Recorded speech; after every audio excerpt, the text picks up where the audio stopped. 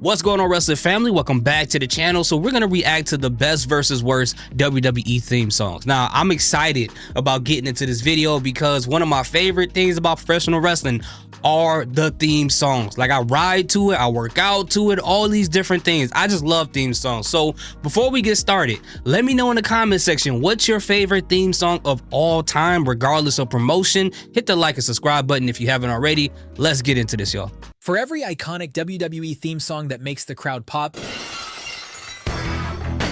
there's one train wreck that totally ruins the vibe. Kicking off our list with one of the most popular theme songs of all. I ain't gonna lie though, Stone Cold Steve Austin, like when I was in when I was in third grade, he made me want to drink a can of beer. That was the only reason why I wanted to drink when I was a kid. All time.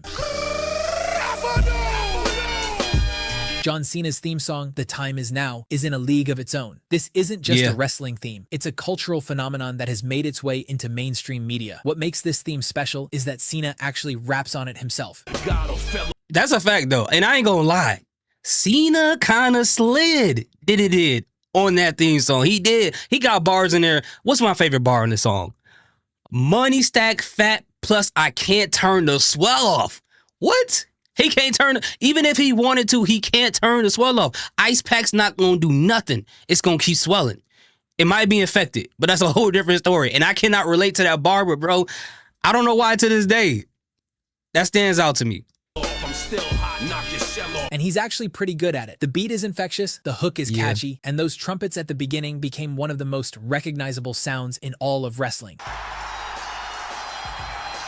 Whether you love Cena or hate him, you can't deny that this theme perfectly captured his character and was an excellent choice for Super Cena's rise to the top of WWE. But it wasn't just Cena who had a banger theme during the Ruthless Aggression era. His two biggest ops, who were poised on making Cena's life hell, weren't just going to challenge Cena in the ring, but in the music department as well.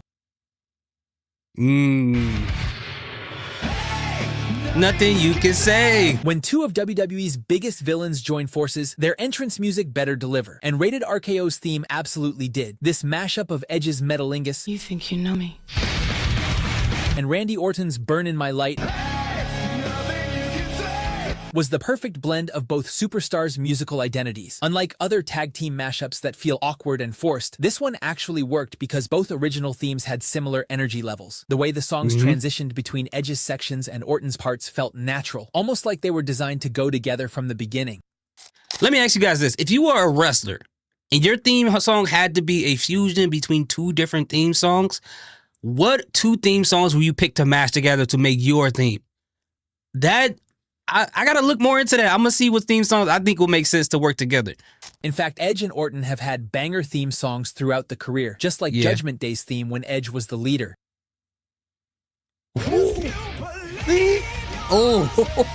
When the Judgment Day first formed in WWE, they needed a theme that established them as a force to be reckoned with. Alter Bridge's Other Side delivered exactly that and then some. The song has this dark, brooding energy that perfectly captures the group's menacing presence, with heavy guitars and ominous vocals that make every entrance feel like something sinister is about to happen.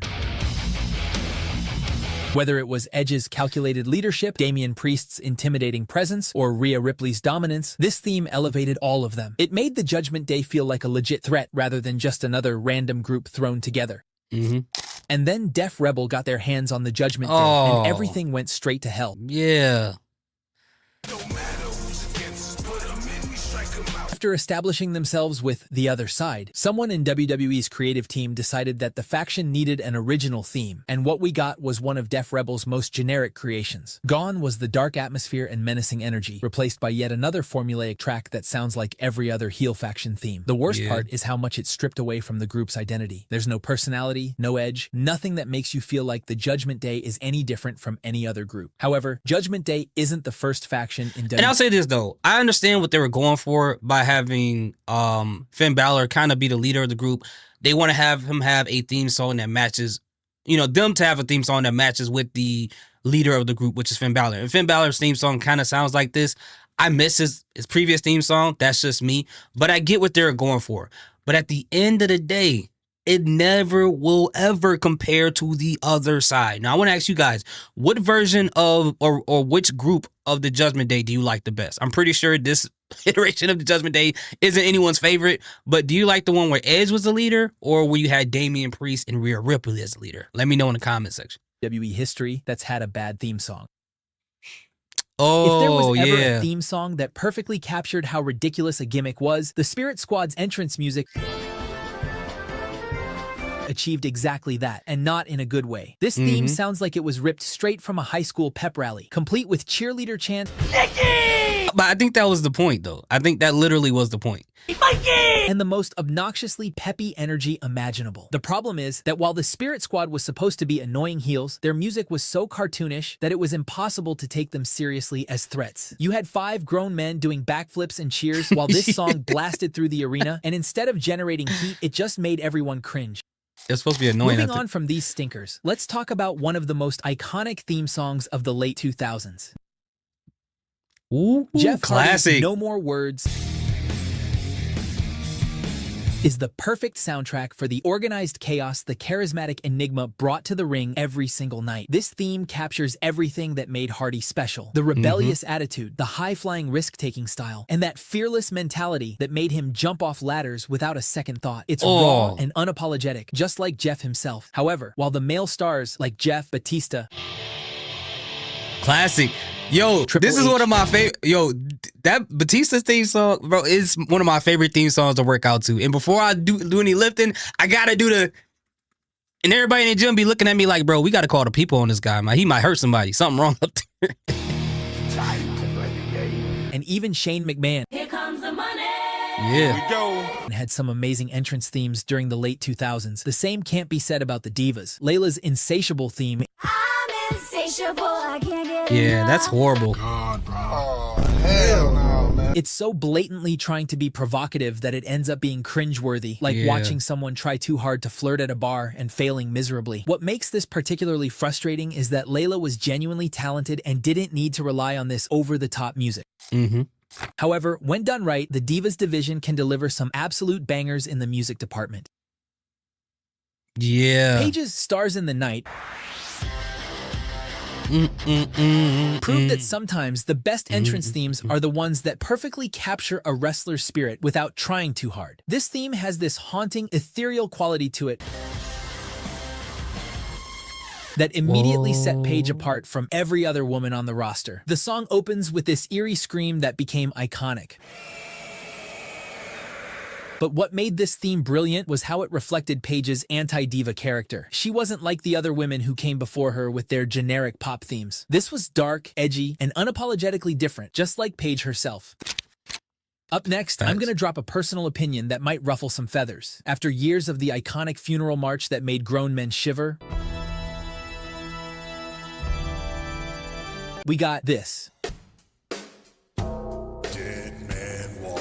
Look, there's nothing inherently wrong with the music if you're into that sort of thing, but for The Undertaker, the man who built a legendary career on being a supernatural force of darkness, suddenly rolling out to rap rock that screams middle-aged dad at a barbecue just didn't hit right. Bro. The theme stripped away all the mystique and otherworldly atmosphere that made Undertaker special, replacing it with generic early 2000s tough guy energy that could have belonged to literally anyone. Sure, the big But his character wasn't what he was before anymore. So it just, to me, it makes all the sense. I like the song, bro. I liked it. I actually play SmackDown a lot, the game, just so I can hear that theme song over and over. Character was supposed to be more grounded, but losing that musical identity made his entrances feel ordinary instead of special. But let me know in the comments what you thought about this theme song change. Moving on from Taker's biker arc, let's talk about the time when his brother had a midlife crisis and became a dentist. Oh, yeah. Before Kane became the Big Red Machine and one of WWE's most iconic monsters, Damn monster. Glenn Jacobs was subjected to one of the most humiliating gimmicks in wrestling history Mr. as Yankum. an evil dentist. And if the gimmick wasn't bad enough, his entrance theme somehow managed to be even worse. Imagine walking to the ring while the sound of a dentist's drill screeches throughout the arena. That's not entrance music, that's literally torture. Sure, Yeah. it was supposed to make you hate the character, but there's a difference between generating heat and making people want to leave the arena entirely. It's amazing that Kane's career survived this early disaster, because this theme could have buried anyone's potential before they even stepped through the ropes. You a However, dentist with if you teeth like thought that? was bad, wait till you listen to this next abomination on our list. Oh, the flushing toilet Speaking of sound. intentionally Yeah. terrible gimmicks, we arrive at TL Hopper, the wrestling plumber with a theme song that literally sounds like toilets flushing and pipes gurgling. This isn't hyperbole or exaggeration. WWE actually gave a wrestler entrance music that consisted primarily of bathroom sound effects. Bruh. It's the kind of creative decision that makes you wonder what the heck Vince McMahon was smoking during the mid-90s. At least Isaac Yankum's drill sounds could theoretically be threatening in a dental horror movie sort of way, but plumbing noises? There's no scenario where toilets flushing makes someone seem intimidating or interesting. There's gotta be a phobia for toilets out there. While the 90s midcard had some of the most awful themes, let's switch to an era when even midcarders had banger music. Oh. Before Drew McIntyre became classic. the Scottish Warrior, he was the Chosen One, and he had arguably one of the most underrated entrance themes in WWE history. Broken Dreams is an absolute masterpiece that deserved way more recognition than it got during Drew's initial run. The song has this haunting, melancholic quality with lyrics about shattered expectations and broken promises that ironically foreshadowed Drew's eventual release from WWE and his journey back to the top. But it's not just Drew who had a banger entrance theme during this era. Everyone from Sheamus, Dolph Ziggler, I'm here to show the world. to The Miz, Awesome. even Alex Riley, His theme is had underrated. killer theme songs that made them stand out. However, if you fast forward to 2025, most midcarders are stuck with generic theme songs that sound exactly the same. And it's not just the entrance themes, even the weekly shows have terrible opening music. After years of iconic SmackDown themes from Beautiful People That's my favorite one of all time. to Rise Up, Okay, I like that one too. even the Green Day song, WWE somehow managed to curse us with whatever generic soulless disaster they're using in 2025. There's no personality, no energy, nothing that makes you excited for the show to start. The worst part is that a show's theme music is crucial for brand identity. It's the I ain't gonna lie to you. This theme this year is probably, it's not my favorite of all time, but I think the guy that makes this video just doesn't like rap music. You know, he didn't like, you know, Undertaker's theme song. He doesn't like this. And there's nothing wrong with that, right? But I don't think it's terrible. But if you compare it to the theme songs in the history of SmackDown, it don't compare. It just doesn't. I'm sorry. first thing viewers hear, and it should get them excited for what's coming. Instead, SmackDown's current theme makes you want to check your phone or grab a snack because nothing about it demands your attention. And the worst part is that it sounds like they sampled a part of this song and recycled it as Zelina Vega's theme.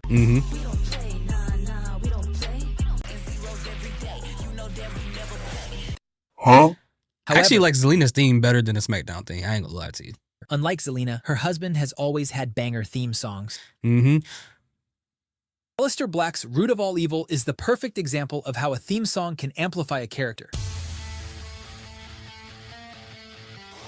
This theme is absolutely dripping with menace and occult energy, and it captures Black's character as this mysterious striker with a dark past. Sorry for stopping y'all. Y'all know who theme song sounds just like his? Well, not literally like his, but it has the same energy and feel to it.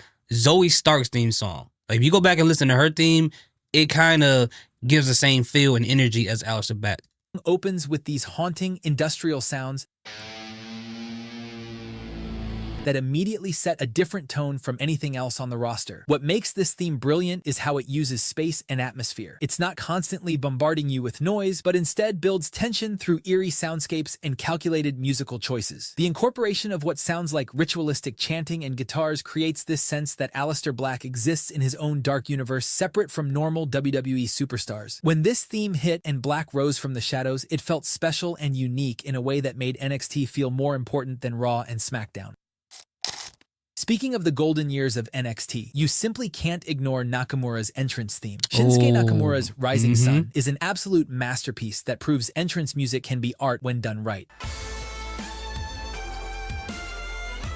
This isn't just a song to walk to the ring. It's an experience, a journey that captures Nakamura's unique blend of strong style violence and artistic expression. This is what happens when the music team actually cares about creating something meaningful rather than just filling time. Moving on from the black and gold era, let's talk about an all-time iconic entrance song. Even though he's not signed with the WWE currently, Chris Jericho has always had banger entrance themes. While his AEW theme is cool, but Y2J's original Break the Walls Down theme I pushed them all the way. isn't just one of the best entrance themes in WWE history, it's a part of the soundtrack of an entire generation. That opening countdown, Whoa. one of the most iconic audio cues in all. Hold on. How are you gonna make a list of the best and worst theme song, and in some situations, you name people who have had bangers their entire career in WWE, and did not put on there Baron Corbin? Baron Corbin's theme songs, outside of, you know, when he was homeless, right? When he was Happy Corbin. Yeah, when he was Happy Corbin, whatever. But all the other theme songs he's had been bangers. Even before he left WWE, he always had an amazing theme song. And I think his theme songs are so underrated, man. So underrated. But I think this list is pretty interesting. I like the list. Of course, he can't put every theme song on here, right? Because it wouldn't be, you know, it'd probably be a whole hour video. He probably didn't want to make it that way. But hey, what's your favorite theme song that he did not put in this video? Let me know in the comment section. Thank you guys so much for watching. Salute, peace. Have a great day.